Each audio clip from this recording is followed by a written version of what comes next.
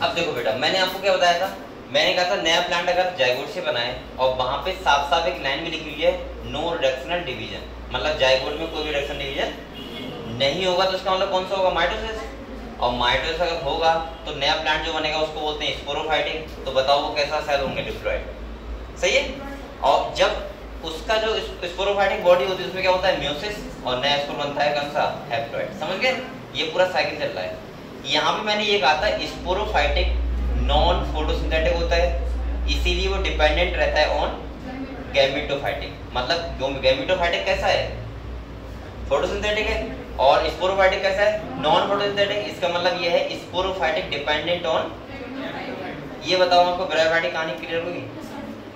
फिर से एक बार, spore, protonema, leafy gametophyte, fertilization होगा, जाइगोट बनेगा, स्पोरोफाइटिक बनेगा, स्पोरोफाइटिक म्यूसिस होगा, फिर से क्या बन जाएगा, स्पोर, स्पोर से फिर से वैसे, ठीक है। तो इसका मतलब ये हुआ आधा प्लांट स्पोरोफाइटिक और आधा प्लांट की सेल हैप्लॉइड, आधे की डिप्लॉइड। अच्छा यहाँ पे मैं पूछूं मेन प्लांट बॉडी कौन सी होगी, तो गैमेटोफाइट, क्योंकि गैमेटोफाइट तो है फोटोसिंथेटिक, तो इसका मतलब जो मेन प्लांट बॉडी क्या होगी बेटा, गैमेटोफाइटिक। समझ गए, ये कहानी चल रही है तुम्हारी, ये वाली चल रही है जो मैंने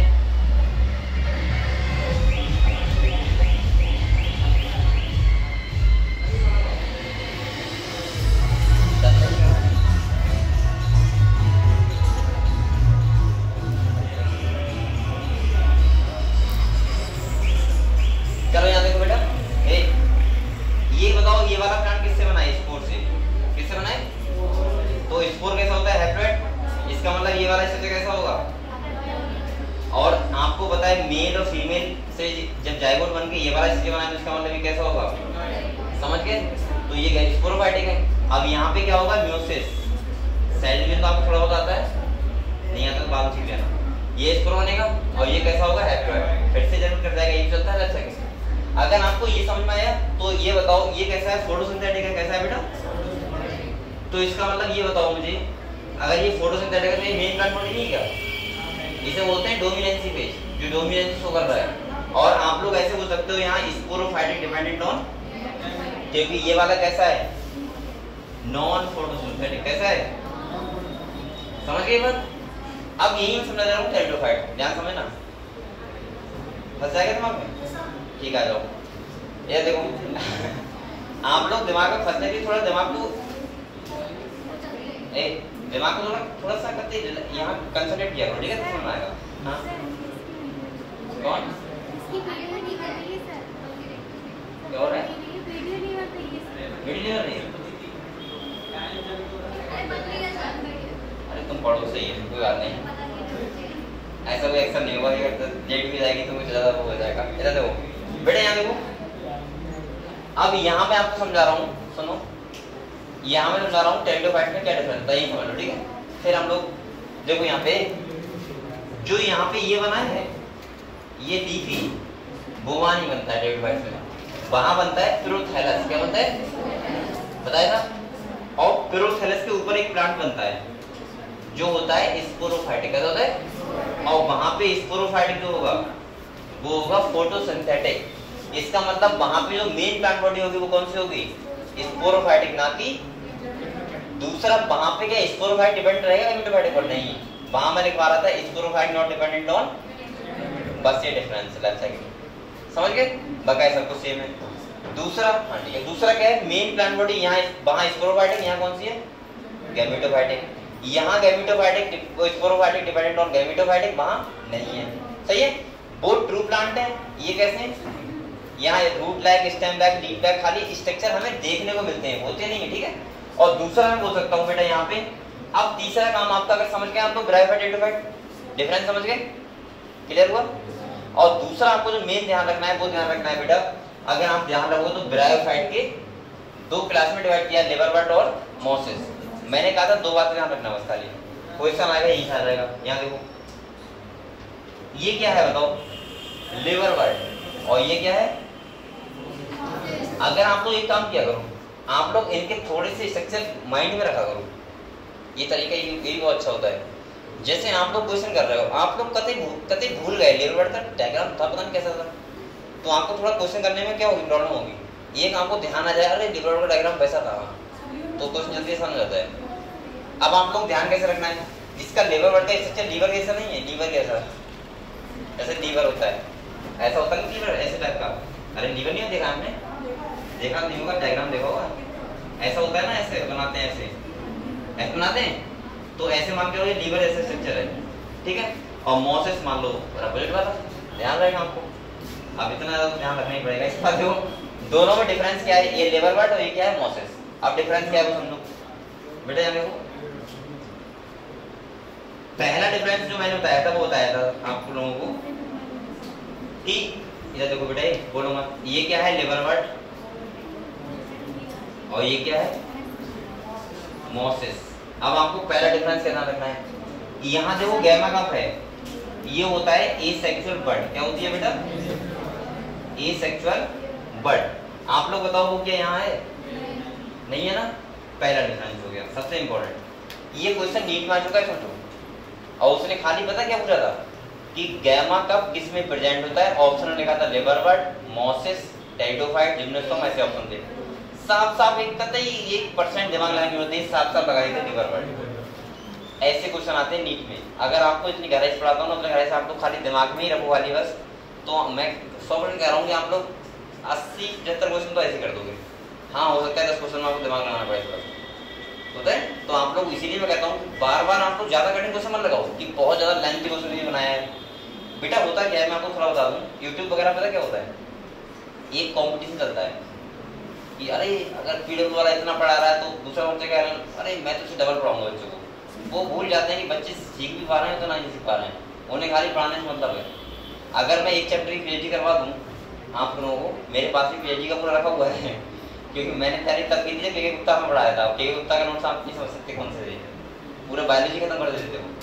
लेकिन मैंने भी नोट्स बच्चों को बनवाए यहाँ पे, सब चाहे से जो पहले से पढ़ रहा हूँ पता होगा कितना एक्स्ट्रा लिखा था। लेकिन जब मुझे पता लगा कि एनसीईआरटी बाहर आ ही नहीं रहा है, और मैं किसी कॉम्पिटिशन क्यों करूँ कि मैं नहीं, मैं तो बहुत ज़्यादा बायोलॉजी करता हूँ, मैं क्यों करूँ, मुझे तो उतना पढ़ा रहा है ना बच्चों, उतना काम चल जाएगा। और दूसरा आप लोगों को बेटा नीट का पेपर देना है ना कि आपको वहाँ टीचर बनना है बायोलॉजी का। और दूसरा सुनो, आप लोगों को बेटा साथ में फिजिक्स भी पढ़नी है और खाली बायोलॉजी सेक्शन नहीं होगा। तो मेन ये है, हाँ बायोलॉजी फोकस ज़्यादा रखना है आपको, ये बात सही है, क्योंकि आपको 90 क्वेश्चन तो बायोलॉजी करने हैं। और मैं तो ये बोलूँगा चाहे वो फिजिक्स का क्वेश्चन हो एक, चाहे वो बायोलॉजी का हो, आपको देगा 4 नंबर ही। जैसे आप सपोज मानो आप फिजिक्स में आपने सोचा कि मैं बायोलॉजी पूरी साल नहीं पढ़ूंगा, फिजिक्स ही पढ़ूंगा या केमिस्ट्री पढ़ूंगा। आपने केमिस्ट्री पूरी साल लगा दी, मेहनत कर ली, आपने सपोज मानो 45 में से 40 क्वेश्चन केमिस्ट्री मान लिए। अब गधो अगर आपने इधर बायोलॉजी 90 में 70 कर पाए तो क्या फायदा निकला आपका। तो आपको क्या करना था, चाहे उधर 35 कर देते, लेकिन इधर 90 में 90 मार देते, क्योंकि 4 नंबर केमिस्ट्री वाला भी दे रहा है, 4 नंबर बायोलॉजी वाला, और कंपेयर टू बायोलॉजी क्या होगी, आसान होगी आपको लगाना, और क्वेश्चन डबल है, समझ रहे हो आप लोग। तो हाँ ये बात सही है कि बायोलॉजी ज़्यादा पढ़ना जरूरी है, लेकिन साथ में ये भी जरूरी है कि फिजिक्स केमिस्ट्री भी देखो इनकी फॉर्म इसके देखो। तो कहीं ना कहीं मैं ये बोल रहा हूँ, चलो वही निकलो आराम से निकलो, जय बोलिए। तो कोशिश ये है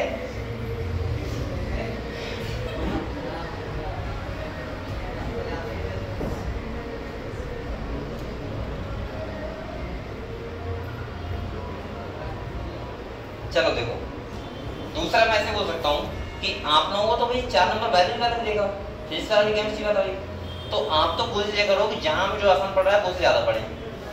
लेकिन पढ़ना ये मत करना कि मैं मना कर रहा हूँ केमिस्ट्री पढ़ना, सब कुछ पढ़ना है बराबर। सिलेक्शन खाली बायोलॉजी नहीं देगा, मैं बार बार कह रहा हूँ, केमिस्ट्री फिजिक्स भी आपको उतनी ही मेहनत से पढ़नी पड़ेगी जितनी आप बायोलॉजी पढ़ रहे हैं। हाँ बायोलॉजी डबल है, ये बात सही है, क्योंकि आपको पता है 50% पेपर अकेले बायोलॉजी का ही आता है। ये मैं साफ साफ बोल सकता हूँ कि बिना बायोलॉजी का हम काम नहीं चलेगा, चाहे आप क्यों ना फिजिक्स केमिस्ट्री में 45 में 45 कर देना, समझ रहे हो।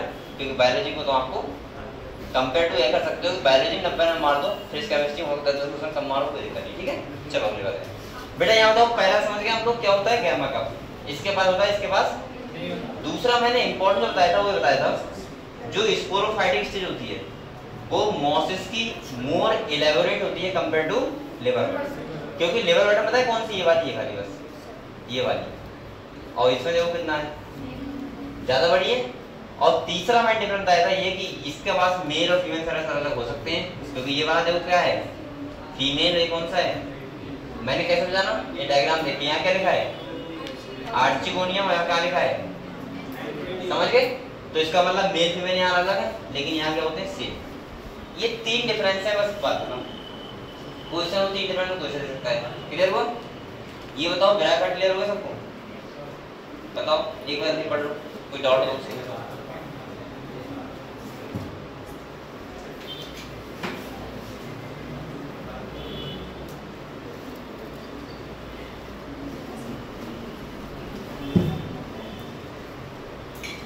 अब बेटा आपका फर्स्ट यूनिट हो चुका है, आपका शायद अगले सप्ताह में टेस्ट हो रहा है। अगले सप्ताह का मतलब क्या, आज क्या मंडे है? तो इस सप्ताह में नहीं होगा, अगले सप्ताह मतलब, ठीक है? तो इसीलिए मैं कह रहा हूँ बार बार आपको फर्स्ट यूनिट को ऐसे गप करके बोर्ड के पी लो कि ज्यादा कहीं से भी क्वेश्चन आ जाए गलत ना होगा, ठीक है? और एक बात और ध्यान रखो, आप लोगों ने ठान लिया गलत नहीं करना है तो नहीं होगा, और अगर आप लोगों ने मान लिया कि ठीक है यार हम तो देख लेंगे, तो देखने फिर दिक्कत जाएगी यार, बहुत गलत होगी, सही है? और आपको एक चीज और देखना है, खाली ये देखना है कि क्वेश्चन मुझे आउट ऑफ सिलेबस कौन सा मिल रहा है, उसका फोटो खींच के मैं यहाँ लगा दूंगा, क्योंकि जो जो आउट ऑफ सिलेबस आएगा मैं ध्यान रहूंगा ना कहाँ कहाँ आउट ऑफ सिलेबस आ रहा है क्वेश्चन बायोलॉजी में, क्योंकि ये पता क्या होता है, टेस्ट वाले जो होते हैं, क्योंकि हम भी बाहर से मंगाते हैं, अच्छी कोचिंग मंगाते हैं, जिससे वो अपना कोचिंग, मैं आपको बता रहा हूँ कॉम्पिटिशन चल रहा है सब, लेकिन मैं 100% कह रहा हूँ नीट में क्वेश्चन बाहर से नहीं है, ठीक है? हो सकता है एक या दो आ जाए, छोड़ देना, मैं साफ साफ कह रहा हूँ।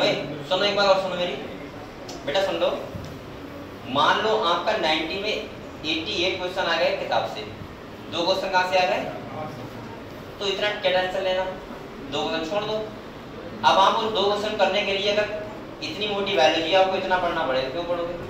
2 क्वेश्चन छोड़ दो, इससे अच्छा हम तो उतना ही पढ़ेंगे ना एनसीईआरटी खाली, बात करो। और अब की बार यही हुआ है, बताओ क्वेश्चन मार्क्स नहीं आया था, तो एनसीईआरटी, लेकिन मैंने ये कहा है एनसीईआरटी का एक लाइन आपको पता होना चाहिए।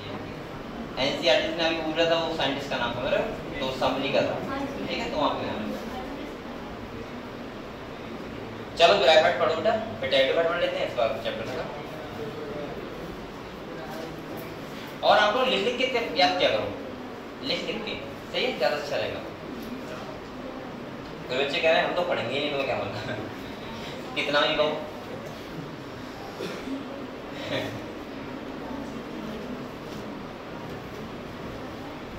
मैं बार बार कह रहा हूँ, जब तक आप अपने दिल से नहीं कहो, खुद से नहीं कहोगे कि मुझे स्टडी करनी है, पढ़ाई करनी है, तब तक कुछ नहीं हो पाएगा, ठीक है? खुद से तो आपको एक बार मानना पड़ेगा।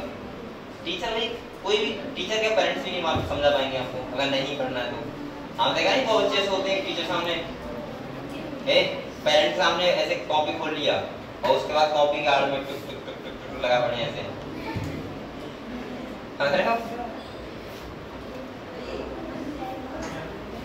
अगर वो अगर आपने अपना लिया तो कभी पढ़ाई कर रहा होगा।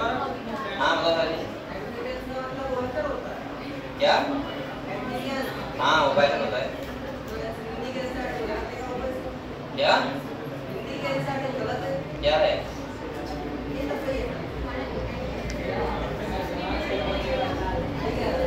बेटा बोलो मत आप लोग।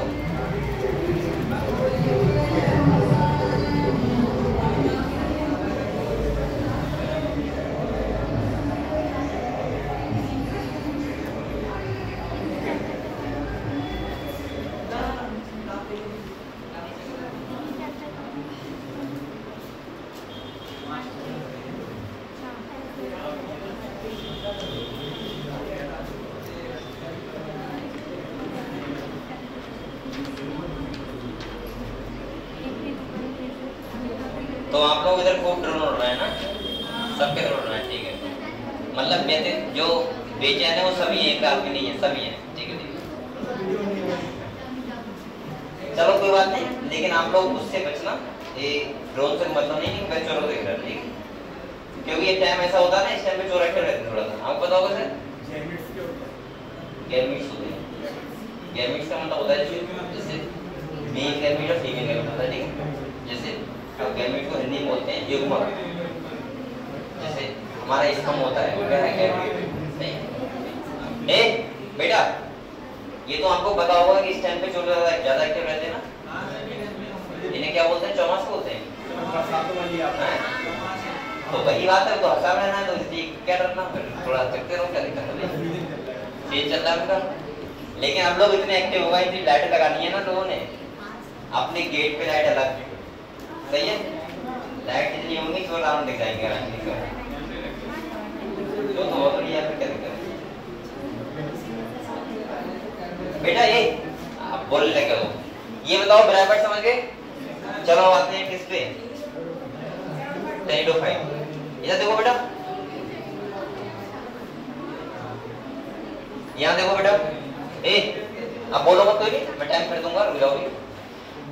टेरिडोफाइट का मतलब ये होता है कि जो प्लांट अब काफी बड़े हो चुके हैं, प्लांट टेरेस पे आ चुके हैं। मैं बोल सकता हूँ फर्स्ट टेरेस्ट्रियल प्लांट, दूसरा मैं बोल सकता हूँ यहाँ ट्रू स्टेम, ट्रू लीफ और ट्रू रूट होती है। और ये प्लांट पेस्टोरल प्लांट होते हैं, जाइलम फ्लोएम भी होगा। बेटा आप लोग बताओ, अगर कोई प्लांट बड़ा है तो उसके लिए जाइलम होना चाहिए, वरना पानी कैसे जाएगा? और वो छोटे प्लांट है तो जरूरत ही नहीं जाइलम की। दूसरा अभी एक वो मैं ऐसी आ रही थी अंदर से, उनका सर ऐसा भी बताओ, बच्चे बायोलॉजी को इंटरेस्ट ले रहे हैं, केमिस्ट्री में ले रहे हैं? मैंने कहा मैम आप कुछ अलग करो बच्चों के साथ।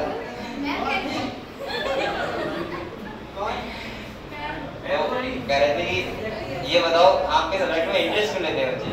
तो मैंने कहा मैम मेरा सब्जेक्ट बहुत इंटरेस्टिंग है यार, और उससे ज्यादा मैं इंटरेस्टिंग लेते आप थोड़ा इंटरेस्ट, बच्चों को इंटरेस्ट तरीके से पढ़ाएंगे तो इंटरेस्ट नहीं बच्चे, क्योंकि शायद आप क्वेश्चन नहीं बता पाए, हम तुमने पूछे होंगे, आपने आंसर दिए क्या? नहीं बता पाए हमको। बेटा एक बात और सुनो, मैं साफ साफ कह रहा हूँ आप लोगों से, आपका खाली बायोलॉजी काम नहीं चलेगा।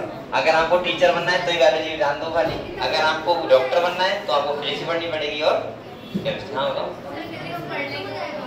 तो आप पूछा करो तुरंत ही खड़े होके, हाँ मैम ये दोहराता हूँ। चलो मैं ये बात करूंगा थोड़ी सी, ठीक है? ठीक है चलो। बेटा आप लोग इधर आओ, अब बोलो मत करो। टेरिडोफाइट्स की बात करें तो आपको पता है, मैंने सब बता दिया। अच्छा टेरिडोफाइट्स ईड्स कहाँ होते हैं? ईड्स किसमें? सजावट हो गई, जड़ी बूटियां हो गई, दवाइयां हो गई, सही है, इन सब में यूज होते हैं। ठीक है, मैंने कहा भी था हनुमान जी वो लेके आए थे पहाड़, अगर टेरिडोफाइट उन्हें पता होता तो टेरिडोफाइट उठा लाते, कहा जरूरत थी पूरा पहाड़ लाने की। चलो देखो बेटा, अगले कह रहे हैं आप लोग यहाँ क्या ध्यान रखना है? आपको ध्यान रखना है हाँ लाइफ साइकिल, जो मैं समझा दूंगा आपको, एक बार फिर समझा दूं, सुनो। यहाँ स्पोर होते हैं, हेप्लॉइड होगा स्पोर, बनेगा क्या? पेरोथैलस। पेरोथैलस में यहाँ लीफ नहीं निकलेंगी, पेरोथैलस में ही डेवलप हो जाएंगे फीमेल और मेल रिप्रोडक्टिव ऑर्गन। फर्टिलाइजेशन होगा, जाइगोट बनेगा और नया प्लांट बनेगा, वो कौन सा होगा? स्पोरोफाइटिक। और बेटा स्पोरोफाइटिक यहाँ मेन प्लांट बॉडी होगी, स्पोरोफाइटिक कैसा होता है? फोटोसिंथेटिक, सही है। हालांकि होता वो भी फोटोसिंथेटिक है, लेकिन यहाँ पे खुद में जब वो डिपेंडेंट है दूसरे पर डिपेंड क्यों रहेगा? समझ गए? तो यहाँ स्पोरोफाइट नॉट डिपेंडेंट ऑन, बस ध्यान रखना है, हो गया चेक ये खत्म। जिम्नोस्पर्म में साफ साफ मैंने बोला है साइकस और पाइनस में डिफरेंस। अगर आपको साइकस और पाइनस डिफरेंस आते हैं तो इसका मतलब ये है कि कोई भी क्वेश्चन यहाँ से गलत। अच्छा एक बात बताओ, उससे जो हम लोग क्लास कर रहे थे तो एक बच्चा होता सीड हैबिट, वो कौन सा था? मैं बता दूं अगर आपको पता ना हो। हाँ तुम बोल रहे थे ना, मैं ये बोल रहा था, बता रहा था आपको कि सीड हैबिट का मतलब होता है कि हमें एज लाइक सीड इस तरह के देखने को मिल जाता है टेरिडोफाइट से, टेरिडोफाइट से कहते हैं, ब्रायोफाइट और ऐसा स्ट्रक्चर देखने को नहीं मिलता है किसमें? एल्गी में और ब्रायोफाइट में। इसका मतलब ये होता है कि अगले के जो डिवीजन आएंगे उनमें सीड होगा। तो देखो यहाँ पे सीड है जिम्नोस्पर्म में, है नहीं? ये क्या लिखा है? निकट सीड, सही है। अब सुन लो, अब यहाँ सीड है लेकिन फ्लावर है ही नहीं, और फ्लावर नहीं होगा तो फ्रूट नहीं होगा, और फ्रूट नहीं होगा तो उसका मतलब सीड कैसा होगा? नगन अवस्था में होगा, मतलब सीड ऐसी नॉर्मल होगा, उसके ऊपर कोई फ्रूट नहीं होगा। दूसरा मैंने कहा था आप लोग अगर बहुत अच्छे से ध्यान रखना तो ध्यान रखना साइकस पाइनस में डिफरेंस। मैंने बेटा आपको साफ साफ लिखवाए हैं बिल्कुल पाइनस साइकस में, अगर आपने वो भी पढ़ लिए होंगे तो मुझे लग रहा है कि आपका कोई भी क्वेश्चन गलत नहीं होगा। सब बच्चों का लिखे हुए हैं, एक बार उनको रिवाइज करो बैठ के जल्दी से।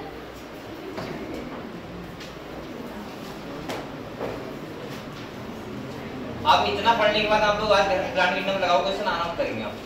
कुछ बातें तो बेटा देखो आपको परेशान करेंगे, परेशान नहीं करेंगे तो आप साइंटिस्ट नहीं बन जाओगे। अगर आपको डाउट ना हो, सुनो, और आपको प्रॉब्लम ना हो तो फिर आप मेरे जगह खड़े होते हैं और मैं कहाँ बैठा था, यहाँ बैठा होता। तो प्रॉब्लम तो आनी है, तो इसका मतलब फेस किया करो, ठीक है, और समझा करो कि ये प्रॉब्लम क्यों आ रही है, ठीक है। चलो तो एक बार साई का स्पैनिश में डिफरेंस पढ़ लो आप जल्दी से, मैंने लिखवाया सबको, देखो एक बार पढ़ो एक बार जल्दी से।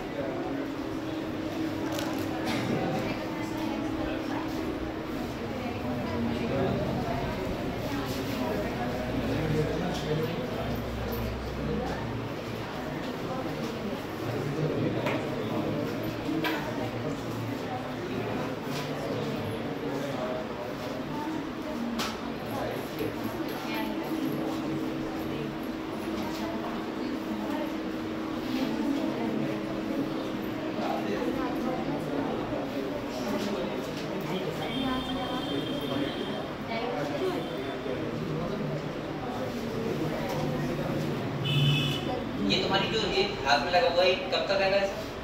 यहाँ 7 इंजेक्शन लग गए, 12 बताए। तो इंजेक्शन ऐसे लग सकते हैं यहाँ से लगते हैं, बस चढ़ते वहाँ से चढ़ते इसी लगा।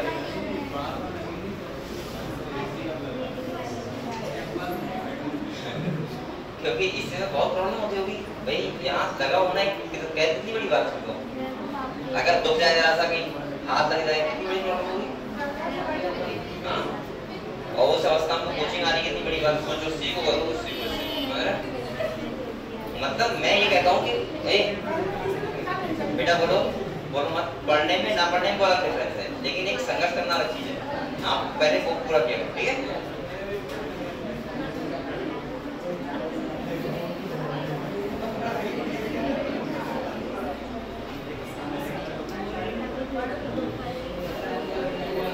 हम लोग कर रहे हैं बातें, मैंने करो पढ़ने के लिए करा है, अभी सुनूंगा फिर पढ़ जाओगे।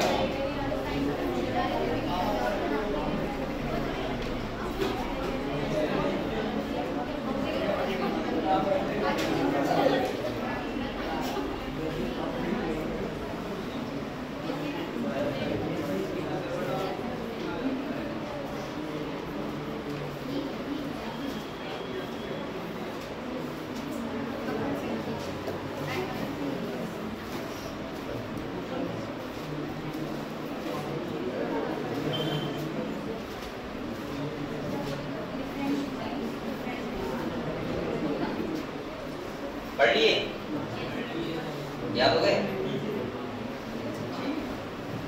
और आप लोग एक बात और ध्यान रखा करो बेटा, जो भी आप लोग पढ़ रहे हो, मैं 100% बता रहा हूँ, वेस्ट नहीं जाएगा। वेस्ट का मतलब बेकार नहीं जाएगा। चाहे कुछ भी करना लाइफ में, डॉक्टर बनो ना बनो, कुछ भी बनना, टीचर बनना, चाहे कुछ भी बनना, लेकिन आपका एक जरूर काम आएगा। और इतना काम आएगा कि आप लोग उस 2 दिन याद आएगा कि हमने काश उस टाइम 2 दिन साल कोचिंग गए थे, ये फायदा मिलता है, समझ गए। क्योंकि ये आपको हर जगह काम आएगा। या तो आप ये मान लो कि मुझे खाना बनाना है शादी के बाद, या मान लो जैसे लड़के मान लें कि हमें खेती करनी है, तो काम नहीं आएगा कहीं पे। अगर आपने ठान लिया कि मुझे नौकरी लेनी है या मुझे डॉक्टर बनना है, कुछ भी बनना है, तो ये आपके इतना काम आने वाला है कि आपको जिस दिन पेपर देने जाओगे उसमें आप समझ में आएगा कि काश हमने उस टाइम पढ़ लिया था, डॉक्टर तो नहीं बने, लेकिन यहाँ चलो काम आ गया। तो इसीलिए मैं बोल रहा हूँ डॉक्टर बनो, बहुत पहली क्वालिटी होनी चाहिए, लेकिन सेकंड में भी ये फायदा देगा, सही है आपको हमेशा। और जिस बच्चे की बायोलॉजी बहुत स्ट्रांग होती है, तो उसका ऐसे मानो कि अधिकतर पेपर तो ऐसे जाते हैं। मैंने ऐसे बच्चे देखे हैं बेटा, ऐसे बच्चे देखे हैं, सोचो जो बच्चे स्टार्टिंग मेहनत नहीं करते हैं और बाद में फिर वो पछताते हैं। जैसे मैं सपोज अभी पढ़ाई करता हूँ थोड़ी बहुत लाइब्रेरी जाके, ये नहीं पढ़ता हूँ, हालांकि और पढ़ता हूँ, लेकिन दूसरा क्या है कि एक बच्चे को मैंने देखा, तो बच्चा नहीं कह सकता, दोस्त कहता हूँ, साथ में बैठता है तो हाँ बच्चा कैसे सकता हूँ, वहाँ पे लाइब्रेरी के दोस्त है। तो मैंने उसको देखा, वो पढ़ रहा था ये एक जाइलम फ्लेम के बारे में, अरेंजमेंट ऑफ जाइलम फ्लेम, नाम पढ़ रहा था, कॉन्जॉइंट टेरियर होते हैं, और वो 3 साल से तैयारी कर रहा है। 3 साल बहुत होते हैं बेटा। बस डिफरेंस इतना था कि वो आपकी एज में नहीं पढ़ा था, ऐसे हमारी जैसे आप लोग यहाँ पे पढ़ रहे हैं। अब वो मैच्योर हो चुका है 25-26 साल का। एक बात और बताऊँ, जो माइंड आपका अभी है वो 3 साल बाद थोड़ा कम हो जाएगा, ध्यान रखना। मतलब कम नहीं हो जाएगा, आपका आईक्यू लेवल सर्चिंग पावर होगी तो कम हो जाएगी, जो माइंड आपका 25 ईयर तक रहता है, मतलब कुछ पाने की चाहत, अब गलत मत जाना नौकरी में बता रहा हूँ, तो वो 25 साल तक रहती है। उसके बाद हल्के क्या होती है, आदमी की इच्छा बढ़ जाती है। भाई अगर आप लोग बताओ नीट करेंगे तो 25 साल तक करते रहो, हम लोग 26 साल लगेगी यार मैं अब नहीं करूंगा, एक बोर हो जाओगे आप, सोचोगे कुछ भी कर लूंगा लेकिन नहीं करूंगा। आप जिसने भी अगर 25 साल तक तैयारी नहीं की है और 26 साल में लोगों ने दिमाग अकल आती है कि आप कुछ पढ़ लें थोड़ा सा, तो उन्हें छोटी बातें बहुत कठिन लगती हैं। आप सोचो वो लड़का, सुनो, वो 3 साल तैयारी कर रहा है, नीट नहीं कर रहा हूँ, नीट नहीं कर रहा है, इतने लो लेवल की तैयारी कर रहा है, मतलब एक पुलिस की, और उसमें बायोलॉजी का पार्ट है, और उसमें उसे नहीं समझ नहीं आ रहा है कि रेडियल और कॉन्जुगेट क्या होता है। तो मैंने उसको देख लिया, बड़ा परेशान था, तो मैंने कहा भाई किसकी तैयारी करते हो? बोला मैं इसकी करता हूँ। तो मैंने कहा तुम्हारा बायोलॉजी का पोर्शन मुझे लग रहा है बहुत कमजोर है। बोला यार मैंने आपको पता होगा लगभग जो जीएस वगैरह जो पुलिस वगैरह तैयार करते हैं वो उनने पहले ज्यादा पढ़ा नहीं होता है। आप लोग गारंटी से कह रहा हूँ, अगर आप लोग 2-3 साल पढ़ लो, मुझसे नहीं कह रहा हूँ कहीं पढ़ लो, ठीक है, मैं ये लेकिन मुझसे पढ़ रहा तो मैं सिक्योर कर रहा हूँ कि आपको इस करवा दूंगा। दूसरा क्या है, आप लोग गारंटी से कह रहा हूँ कोई सा भी एग्जाम देना, कोई सा भी देना बायोलॉजी का, आप लोग बहुत ज्यादा पीछे नहीं रहोगे। आप लोग इतनी अकल होगी किसी को समझा सकते हो बायोलॉजी, इतना मैं आपको बना दूंगा आराम से। डॉक्टर बनना होगा बता बात, क्योंकि डॉक्टर बनने के लिए आपको फिजिक्स पढ़नी पड़ेगी और केमिस्ट्री। दूसरा जो बच्चे मुझसे पढ़ना है वो आराम से आपको बता सकते हैं, जिसको अगर 3 साल पढ़ते होंगे मैं गारंटी से कह रहा हूँ बायोलॉजी पीछे नहीं होगा। दूसरा सुनो, दूसरा तो मैंने उसे समझाया, मैंने कहा यार ये 1 मिनट का कोर्स है, मैंने तुरंत मैंने कहा आपको ऐसा कर, अगर इतना परेशानी है बेचारा, कुछ बच्चे होते हैं बहुत परेशान होते हैं, समझ नहीं आता उन्हें, तो मैंने कहा तू ऐसा कर मेरे सीट के पास आ, मैं समझाता हूँ, तू इससे यूट्यूब तक मत पढ़े, समझ नहीं समझा पाएंगे। मैंने उसे 1 मिनट में याद करवा दिया, मैंने, क्योंकि मुझे पता है क्वेश्चन वो कैसे देगा, मैंने मेल हटवा दिया उसे बस। जैसे कैमरे में नहीं है तो तू आपको कुछ में सोच क्या है कैमरे में, बहुत डिटेल जाएगा, तू सब समझने के क्लोज है वो, अगर है तो ओपन है। अब तू ये तो समझ आया कैमरे में क्या होती है, तुझे समझने पढ़नी नहीं पड़ेगी, बायोलॉजी में की पढ़ी नहीं है। तो उसने अब बोला मेरा यार तो कोई संगत नहीं हुआ है, जब से वो टेस्ट लगाता है ना, जब से उस पार्ट का बोलता है अब वो कल आया मेरे पास, बोला भैया अब भैया कहने लगा है मैं हालांकि अपने बारे में बताता नहीं मैं क्या करता हूँ, ठीक है, मुझे चला गया निकाल चाहिए, हम लोग थोड़े से भाग रहे हो। डीएनए बोला डीएनए में बता दो, मैंने 1 मिनट में पहले समझाया 5 मिनट, अब वो चला गया, बोला यार दीदी को समझा दिया तो मैं चला जाएगा तो ऐसे लोग होते हैं। तो इसलिए मैं कह रहा हूँ बेटा अभी आपका पढ़ाई करना कितना जरूरी है और यहाँ पे तैयारी करना कितना जरूरी है आप लोग समझ नहीं सकते। मैं ये 100% बता रहा हूँ, आपकी लाइफ में इतना काम आने वाला है ना कि आप लोग, वरना तुम लोग एक ग्रुप डी की तैयारी करोगे उसमें भी आपको बहुत कठिन लगेगा कि sir probability cell result cell क्या होती है, समझना खाली कठिन लगेगा, याद करना दूर रहेगा। और अभी आप लोग अगर दिमाग में भर लोगे ना तो आपको फ्यूचर में काम आएगा, समझ रहे हो? ठीक है, तो बेटा ये बताओ मुझे जिम्नोस्पर्म मैंने क्या कहा था, साइकस और पाइनस में डिफरेंस याद कर लो, बात करना आपको क्वेश्चन हो जाएगा। दूसरा एक बात और करना, साइकस और पाइनस का जो डायग्राम वो माइंड में रखना कि कैसा होता है, इससे क्वेश्चन सब रहता है। और इसके बाद जो बेटा बात करो एंजियोस्पर्म की बात करते हैं, जो हमारा लास्ट इवेंट कौन सा है, एंजियोस्पर्म। आपको पता है फ्लावरिंग प्लांट है, यहाँ फ्लावर होते हैं सबके पास। दूसरा आपको ये भी पता होगा कि यहाँ पे अगर फ्लावरिंग प्लांट आते तो फ्रूट भी होगा, और फ्रूट होगा तो अंदर सीड भी होगा, पता है आपको? ठीक है, इसके बाद आपको पता होना चाहिए कि अगर एंजियोस्पर्म है तो उनको 2 डिवीजन में डिवाइड किया है, मोनोकॉट और डाइकॉट। मैंने आपको साफ साफ मोनोकॉट और डाइकॉट में भी डिफरेंस लिखवाए हुए हैं, आप लोग ये पढ़ लो। वरना एक बात और सुनो, हम लोग मोनोकॉट डाइकॉट में डिफरेंट डिटेल में पढ़ेंगे, कौन सा इसके जस्ट आगे चैप्टर मॉर्फोलॉजी में, एनिमल के बाद पढ़ेंगे मॉर्फोलॉजिकल से, उसमें हम लोग पढ़ेंगे। अब एक बात सुनो मेरी आप लोग ध्यान से, ये बताओ अभी तक किसी को डाउट है अभी तक कि सर ये वाली बात बता दो, बताओ तो बच्चा। देखो आप लोग सब अपने अपनी देखा करो, ये मत देखा करो ये नहीं बोला तो मैं क्या बोल रहा हूँ, ऐसा होता है बच्चे देखते हैं कि इसने नहीं बोला तो मैं नहीं कहूँगा, मुझे बताता है सर। अगर आपको डाउट हुआ फिर पूछा करो, ठीक है, इससे आप लोग प्रोग्रेस करोगे, वैसे नहीं करोगे। बताओ किसी को डाउट हो पूरे चैप्टर में?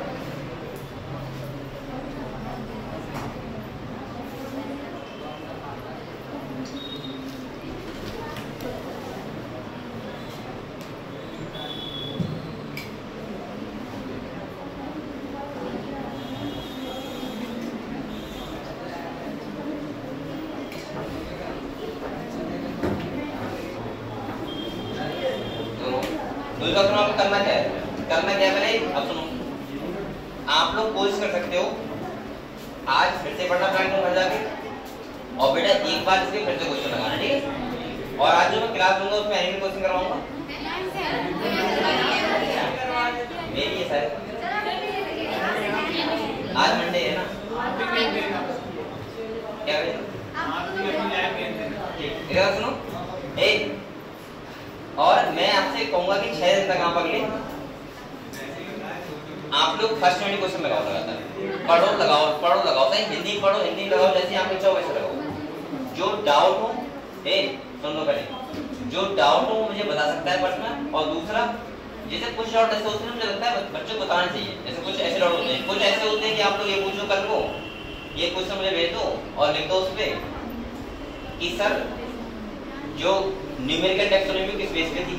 अब मैं एक बार सुना बताऊंगा आपको, कंप्यूटर बेस है ना, वो आपको अपने आप सीखना चाहिए किताब से। एक ऐसा डाउट है मुझे लगता है कि हो सकता है एक बच्चे का डाउट सबका हो सकता है, सही है।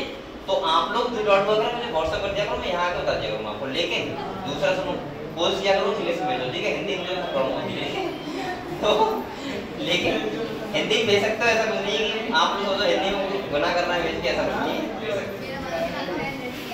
और एक दूसरा आप लोग बेटा मेहनत करो, आप लोग मेहनत नहीं कर रहे हो। अच्छा ये बताओ ऑनलाइन क्लास में आता कौन कौन नहीं है बेटा, आया करो, तुम तो नहीं आते हो, तुम नहीं आते, फोन किसी के पास नहीं है, पापा के पास है, तो नेट खत्म हो जाता है, तो पापा से क्या करो 100 रुपये जाकर कहना ऑनलाइन क्लास लेते सर वो खुद से करवाते, ठीक है।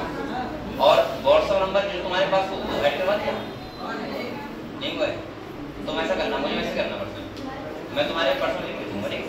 क्या नाम तुम्हारा, इतने अंश है यहाँ पे, अच्छा ठीक है, चलो बहुत मेरे नाम के यहाँ बैठे मुझे बताएं, ठीक है। चलो एक भेज दो, ठीक है आप मैसेज करना, ठीक है। दूसरा ये और कौन नहीं आया बता देना ऑनलाइन में, तो क्यों नहीं आया बेटा, किसी के पास नहीं है और किसी के पास है, मतलब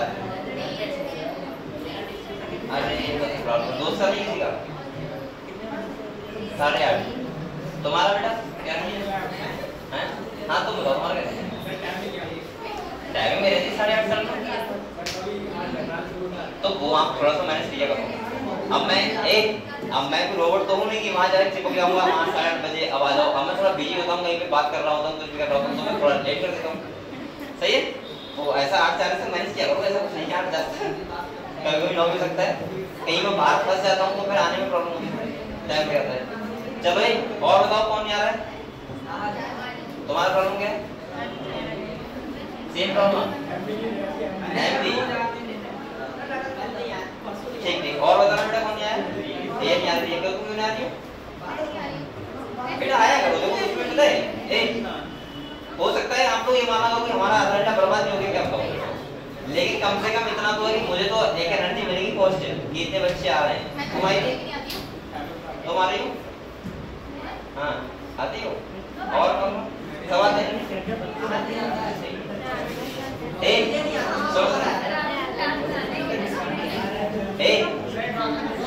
सुनो तुम लोगों के आने से मेरे अंदर पॉजिटिव एनर्जी आती है, मेरी क्लास नहीं होती। अगर आप लोग नहीं आओगे तो बंद कर दूंगा करके, इसलिए आएगा, ठीक है। चलो ठीक है, कल मिलते हैं।